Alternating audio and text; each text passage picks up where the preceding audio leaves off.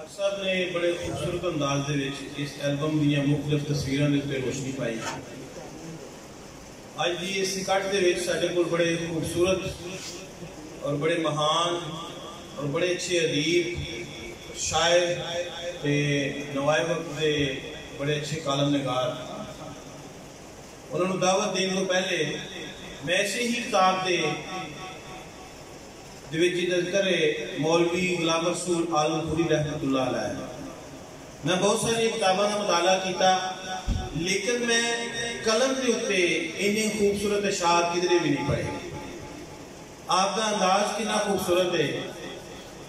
लिखते ने, जे तू सच पूछे कलम हथ साडे, कलम जही कोई होर तलवार नहीं। जे तू सच पूछे कलम हथ साडे, कलम जही कोई होर तलवार नहीं।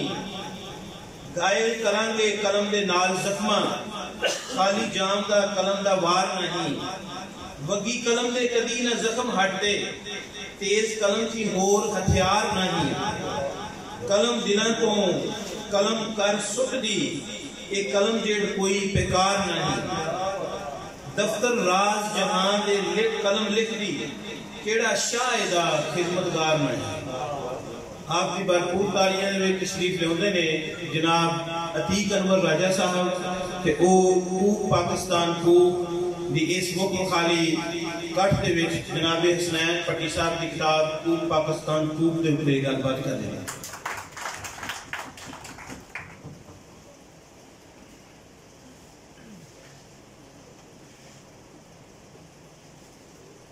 जिन्ने सारे लोग ने इत्थे, जिन्ने सारे लोग ने इत्थे, मैथों भारे लोग ने इत्थे, किन्ने सोहने लोग पंजाबी, किन्ने प्यारे लोग ने इत्थे।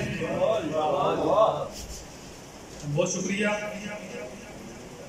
कूक पाकिस्तान कूक किताब की अज मुलमा ही हो रही है, वो खुशहाली हो रही है। मोहम्मद हसनैन भट्टी साहब का मेरा तल्लक काफ़ी सालों तो है। तल्लक जो मेरा इसकी बुनियादी वजह अपनी धरती नाल प्यार, अपनी मिट्टी नाल प्यार, अपनी जुबान नाल प्यार, अपने मजहब नाल प्यार, अपनी रहतल नाल प्यार, अपने लोगों नाल प्यार। मैं तल्लक मेरा पिंड तो है। नवाबगंज पिछले 15 साल तो लिखना पिया, शायरी थोड़ी बहुत उर्दू भी करना, पंजाबी भी करना। अल्लाह का करम है कि मनो पंजाबी के बारे में पहचानते हैं। इस्लामाबाद एक मुशायरा होया, आल पाकिस्तान मुशायरा, उत्थे मनो सब उर्दू वाले शायर थे, लेकिन मनो बुलाया गया, उनका राय साहब तुम पंजाबी सानू कलाम सुनाना। मैं समझना कि जो कोई बंदा अपनी मिट्टी नाल मुहब्बत करता है, अपने लोगों नाल मुहब्बत करता है, वो बंदा अमर हो जाता है, वो बंदा लोगों के दिलों च अपना मुकाम बना लेंदा है। तुसीं जिन्नी मर्जी कोशिश कर लो, जिन्ने मर्जी इलैक्शन लड़ लो, जिन्ने मर्जी प्लाजे बना लो, जिन्ना मर्जी तुसीं मुल्क घुम्मत कर लो, लोगों के दिलों के विच हमेशा उही बंदे वसदे ने जो लुकाई की गल करते हैं। हसनैन भट्टी साहब ने जो कलम चुकया है, सूफिया का किरदार की सी, निजामती किरदार की सी। मैं समझना कि पंजाबी दे विच लिखण वाला बंदा, कोई बंदा भी जिहड़ा लिखदा है, जिहड़ा लखारी है, उहदे दो खूबियां होंदियां ने। एक सूफी होंदा है, एक वो जालिम नूं किधर ना किधर जरूर ललकारदा है। पंजाबी लिखण वाला बंदा, मिट्टी नाल मुहब्बत करने वाला बंदा, वो उहदे विच सूफिया का मन खुद आ जाता है, क्योंकि वो मिट्टी नाल मुहब्बत करता है। मैं हमेशा ये गल करना कि गालिब कहते बड़ा बड़ा शायर सी, लेकिन गालिब नूं चंद बंदे जानते हैं, उसकी सादरत कदों है, उसकी बरसी कदों है, चंद बंदे जानते हैं। लेकिन बुल्ले शाह, वारिस शाह, बाबा फरीद एक घर घर सुने जाते हैं। साडी ज़बान पिछले 200 साल तो स्कूलों बाहर है, कॉलेजों बाहर है, लेकिन साडी ज़बान किधर गई तो नहीं है। साडी ज़बान दुनिया दी वड्डियां ज़बानां च है, टॉप 10 शामिल होती है। क्यों? ये ज़बान तगड़ी है। इस ज़बान के जिन्हें कलाम लिखा वो तगड़े बंदे सी, वो अनपढ़ नहीं सी हैगी, वो वली अल्लाह सी। बस किसी चीज़ साढ़े नाल ये हुई कि साडा जिहड़ा बंदा सानूं ये दस्सिया गया कि पंजाबी ज़बान अनपढ़ां दी असीं मन लई। सानूं दस्सिया गया कि पंजाबियों ने मज़ाहमत नहीं की, असीं मन लई। सानूं दस्सिया गया कि पंजाबियों ने हर दौर से बाहरों आने वाले हमलावरां नूं वेलकम किया, असीं मन लिया। असीं तहकीक नहीं की, असीं अपना पिछला प्रोलिया नहीं है। साडी तहरीक की है, पंजाबियों की तहरीक है कि राजे पोरस ने सिकंदर नूं लक्या। पंजाबियों की तहरीक है कि राजा अहमद खान खरड़ ने अंग्रेज़ों नूं मारिया। दुल्हे भट्टी ने अकबर बादशाह ਨੂੰ ਲਲਕਾਰਿਆ। लेकिन बदकिस्मती ये कि ਜਿਹੜੇ ਸਾਡੇ ਕੋਲ ਦਾਨਸ਼ਵਰ ਵੇਲੇ ਅੰਗਰੇਜ਼ ਜਾਣ ਤੋਂ ਬਾਅਦ ਵੀ ਪਹਿਲੇ ਤਾਂ ਅੰਗਰੇਜ਼ ਨੇ ਕੰਮ ਕੀਤਾ, ਕਿਉਂਕਿ ਸਭ ਤੋਂ ਆਖਰ ਤੱਕ ਆਪਣਾ ਪੰਜਾਬ ਤੱਕ ਕੀਤਾ ਸੀ ਉਹਨੇ ਸਭ ਤੋਂ ਜ਼ਿਆਦਾ ਮਜ਼ਾਮਤ ਪੰਜਾਬ 'ਚ ਹੋਈ ਸੀ। ਉਹਨੇ ਪੰਜਾਬੀ ਕਾਇਦਾ ਜਿਹੜਾ ਸਾਡੇ ਕੋਲ ਖੋਹ ਲਿਆ, ਸਾਨੂੰ ਇੱਕ ਦਿਨ 1 ਮਿੰਟ ਅਨਪੜ੍ਹ ਕਰ ਦਿੱਤਾ। ਜਿਹੜਾ ਪੰਜਾਬ 100% ਪੜ੍ਹਿਆ ਸੀ ਉਹ 1 ਮਿੰਟ ਦੇ ਅਨਪੜ੍ਹ ਹੋ ਗਿਆ। ਉਸ ਤੋਂ ਬਾਅਦ ਉਹਨੇ ਸਾਡੀ ਰਵਾਇਤ ਤੇ ਸਾਡੀ ਸਕਾਫਤ ਤੇ ਸਾਡੀ ਪੱਗ ਭੱਟੀ ਸਾਹਿਬ ਪਾਈ ਹੈ, ਉਹ ਉਹਨਾਂ ਨੇ ਖਾਲਸਾ ਮੰਨ ਪੱਗ ਪਾ ਦਿੱਤੀ। ਰਾਜਪੂਤ ਜਿਹੜੇ ਇਸ ਧਰਤੀ ਦੇ ਬਾਦਸ਼ਾਹ ਸੀ ਉਹ ਜਿਹੜੇ ਨਾਈ ਹੈ ਉਹਨੂੰ ਰਾਜਾ ਕਹਿਣਾ ਸ਼ੁਰੂ ਕਰ ਦਿੱਤਾ। ਟੀਪੂ ਸੁਲਤਾਨ ਉਹਦੇ ਨਾਂ ਤੇ ਕੁਚਲ ਨਾਂ ਟੀਪੂ ਸ਼ੁਰੂ ਕਰਦੇ। ਅਸੀਂ ਇਹ ਨਹੀਂ ਦੇਖਿਆ ਉਹ ਕੀ ਕਰ ਰਹੇ ਨੇ, ਅਸੀਂ ਉਹਨਾਂ ਦੀ ਚੀਜ਼ਾਂ ਕੇ ਫਾਲੋ ਕਰਦੇ ਰਹੇ। ਲੇਕਿਨ ਮੈਨੂੰ ਇਹ ਖੁਸ਼ੀ ਹੈ ਕਿ ਪਿਛਲੇ 5-6 ਸਾਲ ਤੋਂ ਸਾਡੇ ਪੰਜਾਬੀ ਇੱਕ ਤਾਂ ਆਪਣੀ ਤਹਿਰੀਕ ਨੂੰ ਬੜੇ ਅੱਛੇ ਅੰਦਾਜ਼ਾ ਚੱਲਦੇ ਰਹੇ। ਕੁਝ ਪੰਜਾਬੀ ਕਾਮੇ ਮੇਰੀ ਥੋੜ੍ਹੀ ਦੇਰ ਪਹਿਲੇ ਫਰੂਕੀ ਸਾਹਿਬ ਨਾਲ ਗੱਲ ਹੋ ਰਹੀ ਸੀ ਭੱਟੀ ਸਾਹਿਬ। ਪੰਜਾਬੀ ਜ਼ਬਾਨ ਕਿੰਨੀ ਵੱਡੀ ਜ਼ਬਾਨ ਹੈ ਕਿ ਜਦੋਂ ਅਸੀਂ ਲਾਹੌਰ ਅਕਸਰ ਕਹਿੰਦੇ ਹਾਂ, ਮੈਂ ਅਲਹਮਦੁਲਿਲਾ ਚੰਦ ਮਹੀਨੇ ਪਹਿਲੇ ਲਾਹੌਰ ਅਲਹਮਦੁਲਿਲਾ 'ਚ ਇੱਕ ਤਕਰੀਬ ਹੋਈ ਸੀ, ਕਲਚਰਲ ਕਰਾਇਆ ਸੀ ਆਰਟ ਫੈਸਟੀਵਲ। ਉਹਦੇ ਵਿੱਚ ਮੈਨੂੰ ਮਿਲਿਆ ਸੀ ਕਿ ਫਰੀਦ ਤੋਂ ਲੈ ਕੇ ਫਰੀਦ ਤੱਕ ਗੱਲ ਕਰਨੀ ਹੈ, ਬਾਬੇ ਫਰੀਦ ਤੋਂ ਗੁਲਾਮ ਫਰੀਦ ਤੱਕ ਲੈ ਕੇ ਗੱਲ ਕਰਨੀ ਹੈ। ਤੇ ਉੱਥੇ ਮੈਂ ਗੱਲ ਕੀਤੀ ਕਿ ਪੰਜਾਬੀ ਇਹ ਇੰਨੀ ਵੱਡੀ ਜ਼ੁਬਾਨ ਹੈ, ਇੰਨੇ ਲੋਕ ਪੜ੍ਹੇ ਰਹੇ ਸੀ ਕਿ ਇਹਨਾਂ ਨੂੰ ਪੜ੍ਹ ਕੇ ਲੋਕ ਜਿਹੜੇ ਨੇ ਨਾ ਉਹ ਆਪਣਾ ਨਾਮ ਬਣਾ ਚੁੱਕੇ ਨੇ। ਮੇਰੀ ਕਦੇ ਸ਼ੌਕਤ ਨਾਲ ਗੱਲ ਹੋ ਰਹੀ, ਬੜਾ ਮਸ਼ਹੂਰ ਗੁਲੂਕਾਰ ਹੋਇਆ, ਕਹਿੰਦਾ ਭਾਈ ਸਾਡੇ ਪੱਲੇ ਕੁਝ ਨਹੀਂ ਹੈ, ਅਸੀਂ ਨਾ ਬਾਬਿਆਂ ਨੂੰ ਪੜ੍ਹਿਆ ਸਾਡੇ ਕਲਾਮ ਦਾ ਅਸਰ ਆ ਗਿਆ। ਮੈਂ ਕਿਤਾਬ ਤੇ ਗੱਲ ਕਰਨੀ ਸੀ, ਲੇਕਿਨ ਗੱਲ ਇਹ ਕਿਤਾਬ ਮੈਨੂੰ ਮਿਲੀ ਹੁਣ, ਤੇ ਅਗਰ ਮੈਂ ਕਿਤਾਬ ਤੇ ਗੱਲ ਕਰਾਂ ਤਾਂ ਪੜ੍ਹੇ ਬਗੈਰ ਗੱਲ ਕਰਾਂ ਤਾਂ ਉਹਦਾ ਮਜ਼ਾ ਨਹੀਂ ਆਉਣਾ। ਇਸ ਵਾਸਤੇ ਮੈਂ ਗੱਲ ਜਿਹੜੀ ਉਹ ਇਸ ਵੈਸੇ ਕਰ ਰਹੇ ਹਾਂ। ਅੱਛਾ, ਪੰਜਾਬੀ ਜ਼ਬਾਨ ਜਿਹੜੀ ਹੈ, ਸਾਨੂੰ ਬਹੁਤ ਸਾਰੇ ਬੰਦੇ ਕਹਿੰਦੇ ਨੇ ਕਿ ਇਹ ਜ਼ਬਾਨ ਜਿਹੜੀ ਹੈ, ਜਦੋਂ ਅਸੀਂ ਗੱਲ ਕਰਦੇ ਹਾਂ ਅਸੀਂ ਮੁਲਕ ਦੇ ਵਿੱਚ ਨਾ ਇੱਕ ਨਵਾਂ ਰੌਲਾ ਪਾਉਂਦੇ ਹਾਂ। ਅਸੀਂ ਕੋਈ ਕਹਿੰਦਾ ਇਹ ਅਨਪੜ੍ਹਾ ਜ਼ਬਾਨ ਹੈ, ਕੋਈ ਕਹਿੰਦਾ ਕੋਈ ਜ਼ਬਾਨ ਹੈ, ਕੁਝ ਕਹਿੰਦੇ ਨੇ ਮਾਂ ਬੋਲੀ ਹੈ। ਮੈਂ ਕਹਿੰਦਾ ਮਾਂ ਬੋਲੀ ਤਾਂ ਹੈ, ਲੇਕਿਨ ਪੰਜਾਬੀ ਜ਼ਬਾਨ ਜਿਹੜੀ ਹੈ, ਜੇ ਕੋਈ ਵੀ ਜ਼ਬਾਨ ਹੈ, ਇਹ ਧਰਤੀ ਮਾਂ ਜ਼ਬਾਨ ਹੈ। ਇੱਕ ਬੰਦਾ, ਇੱਕ ਬੱਚਾ, ਉਹਦੀ ਅਗਰ ਮਾਂ ਬਚਪਨ 'ਚ ਹੀ ਫੌਤ ਹੋ ਜਾਏ ਨਾ, ਉਹ ਜਿੱਥੇ ਰਹਿ ਰਿਹਾ ਉਹ ਜ਼ਬਾਨ ਉਹ ਸਿੱਖ ਲਏਗਾ, ਉਹ ਜ਼ਬਾਨ ਨੂੰ ਬਿਲਕੁਲ ਜ਼ਬਾਨ ਦਾ ਨਾ ਹਰ ਹੀ ਬੋਲੇਗਾ। ਇੱਕ ਬੱਚਾ ਪੰਜਾਬ 'ਚ ਪੈਦਾ ਹੁੰਦਾ ਹੈ, ਉਹ ਬਚਪਨ ਅਗਰ ਇੰਗਲੈਂਡ ਚਲਾ ਜਾਏਗਾ ਨਾ ਤਾਂ ਇੰਗਲਿਸ਼ ਜ਼ਬਾਨ ਬਿਹਤਰੀਨ ਬੋਲੇਗਾ, ਕਿਉਂਕਿ ਉਹ ਧਰਤੀ ਦੀ ਜ਼ਬਾਨ ਹੁੰਦੀ ਹੈ। ਅਗਰ ਅੱਲਾਹ ਚਾਹੁੰਦਾ ਨਾ ਪੂਰੀ ਦੁਨੀਆ ਦੀ ਜ਼ਬਾਨ ਇੱਕੋ ਹੀ ਹੁੰਦੀ ਹੈ, ਮਾਂ ਹਵਾ ਦੀ ਜ਼ਬਾਨ। लेकिन अल्लाह ने हिकमत है कि जिथे से अल्लाह की मखलूक पैदा हुई है उत्थे उत्थे नवी जबान पैदा हुई है। इस वास्ते जबान जी सब तो पहली गल जी है ना वो मिट्टी की जबान होती है, वो धरती की जबान होती है, वो लोकाई की जबान होती है। असं देखो साढ़े मुल्क में चंद साल पहले कुछ टीवी चैनल शुरू होए अंग्रेजी के नहीं चल सकते। असं जिन्नी मर्जी टकरा मार लीए, असं जिन्नी मर्जी कोशिश कर लीए, अंग्रेजी साड़ी जबान नहीं हो सकती, अंग्रेजी साड़ी जबान नहीं है। साड़ी जबान पंजाबी है, भावें स्कूलों बाहर है, भावें कॉलेजों बाहर है, भावें मस्जिद चो बाहर है। साढ़े उलमा कराम भी जिहड़े ने वो भी ज़्यादा उर्दू तरीफ करते हैं।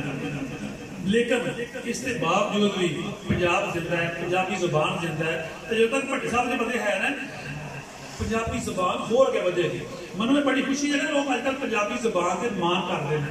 एक दौर सी मैं लाहौर गया, अज तो 20-25 साल पुरानी गल है, एक मेरा उत्थे दूर का रिश्तेदार थी, तो मैं पंजाबी बड़े मान नाल बोलना, फखर नाल बोलना। उन्हें मेरे कान जफ्फी पा के उन्हें कहा राजा साहब इतना ना किसी ताप पिलाना, तो मैं असी रिश्तेदार अपने। मैं कहा जी कोई गल नहीं।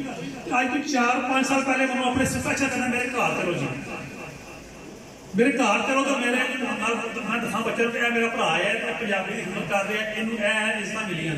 मैनू अलहमदुल्ला टीवी ते PTV ते बुलाया जाता है, पंजाबी के हवाले नाल हवाला बुलाया जाता है। उस तो अलावा मैनू स्कूलों कालजा सजाद साहब मेरे भाई बैठे ने, ये जानते हैं कि बहुत सारे गुजरां के स्कूलों के कालजा के हर इवेंट के बुलाया जाता है, तो पंजाबी के हवाले मेरा मशावरत की जाती है। तो लोग पंजाबी जुबान में बड़े मान नाल बड़े फखर नाल बोलते हैं। सिर्फ और सिर्फ गल सामने कोई करनी चाहिए है कि ये चीज़ समझ लीजिए कि मैं पंजाबी जुबान जी है ये ना नसीबुल्लाह की जुबान है, ना ड्रामे वाली जुबान है, ये वारिस शाह की जुबान है, ये मियाँ मोहम्मद बख्श की जुबान है, इस धरती की जुबान है। तो धरती की जुबान कदे अनपढ़ा जुबान नहीं होती है। माँ कदे अनपढ़ नहीं होती है। माँ कहते ना बच्चे का चेहरा पढ़ लेती है, मावां अनपढ़ नहीं होंगी भी, मावां पढ़िया लिखिया होंगी। एक मैं कलाम लिखा लिखा कलाम पूरा गल नहीं करनी, पंजाबी के बाद मेरा शेर भी थोड़े देर पहले मैं पढ़िया वो मैं जरूर पेश कराँगा। वो 2 शेर भट्टी साहब का कहना शामिल किए मैं, तो बाकी इस किताब के बारे मैं इंशाअल्लाह ताला क्योंकि मैं लिखना कालम उर्दू च भी लिखना, अलहमदुल्ला पंजाबी लिखनी भी आती है, पंजाबी च भी लिखना, तो गुजरावाल अलहमदुल्ला बहुत सारी तकरीबन असीं करते रहने हैं। ਉਹਦੇ ਵਿੱਚ ਅਸੀਂ ਕਿਸੇ ਨੂੰ ਕਵੀਏ ਜਾਂ ਨਾ ਕਵੀਏ, ਲੋਕ ਪੰਜਾਬੀ ਦੀ ਤਿਆਰੀ ਕਰਕੇ ਆਉਂਦੇ ਆ। मैं गबरू पंजाब दा मेरी इज्जत पग, मैं गबरू पंजाब दा मेरी इज्जत पग, धरती अंखां वालड़ी जाने सारा जग। मैं वासी पंजाब दा पंजाबी नाले प्यार, मैं वासी पंजाब दा पंजाबी नाले प्यार। मां बोली ने बख्शिया इज्जत मान वकार। मैं आशिक पंजाब दा जिसदी नहीं मिसाल, मैं आशिक पंजाब का जिसकी नई मिसाल। लज इश्के दी पाल दे रांझे ते महिवाल। वाह धरती पंजाब दी, वाह भाई वाह भाई वाह, वाह धरती पंजाब दी, वाह भाई वाह भाई वाह। करके नेक कमाइयां बुल्ला वारस शाह। अगले दो शेर जेड़े भट्टे साहब दे कहना शामिल किया सी। गंज शकर शाह हुसैन ते नाले बाहू बड़े नवीद, गंज शकर शाह हुसैन के नाले बाहू बने नवीद। फिर मोहम्मद बख्श भी आए ते आए गुलाम फरीद। हर रात हो भी शब रात दी, हर दिन होवे तेरा ईद। हर रात हो भी शब रात दी, हर दिन होवे तेरा ईद। तू बाबे पढ़ पंजाब दे, तेनू मेहर वाली करे मुरीद। सच्ची है मां बोलनी वसदा रहे पंजाब, सच्ची है मां बोलनी वसदा रहे पंजाब। पंजाबी विच शायरी करनी अतीक स्वाब। अच्छा एक गल होर, अक्सर कहा जाता है कि सिखा ने अपनी जुबान संभाल ली है, सिखा ने अपना जो ना वो पंजाबी नाल बड़ा प्यार करते हैं। मैं ये गल दसांगा कि सिख जिहड़े ने ना उन्होंने पंजाबी नाल प्यार करना कोई एडी वड्डी बुढ़ियाई नहीं है। सिखा की तो मजहबी जुबान है। असीं अगर अरबी नाल प्यार करने हैं तो साडी मजहबी जुबान है। पंजाबी नाल असीं प्यार करने हैं। जिहड़ी स्कूलों बाहर, जिहड़ी कॉलेजों बाहर, जिहड़ी यूनिवर्सिटी तो बाहर, जिहड़ी मस्जिद चो बाहर, जिहड़ी मदरसे चो बाहर, फिर भी पंजाबी बोलने हैं, फिर भी पंजाबी की तहकीक कर रहे हैं, फिर भी पंजाबी वाले फिर भी पग्गा बनने हैं। मैं समझांगा चाहांगा सारे दोस्त असीं भट्टे साहब क्लैप करिए तो मैं इस उम्मीद नाल कि इंशाअल्लाह ताला पंजाबी का बहुत बड़ा होएगा। इलेक्शन आने वाले ने कोशिश करो कि अपने जो लीडर ने उन्होंने कहो यार कि पंजाबी चैनल भी शुरू करो। पश्तो चैनल चल रहे हैं, सिंधी चल रहे हैं, कश्मीरी चल रहे हैं, तो पंजाबी चैनल शुरू कर लो, पंजाबी का मान बढ़ाओ। बहुत दुआवां जिहदे वास्ते।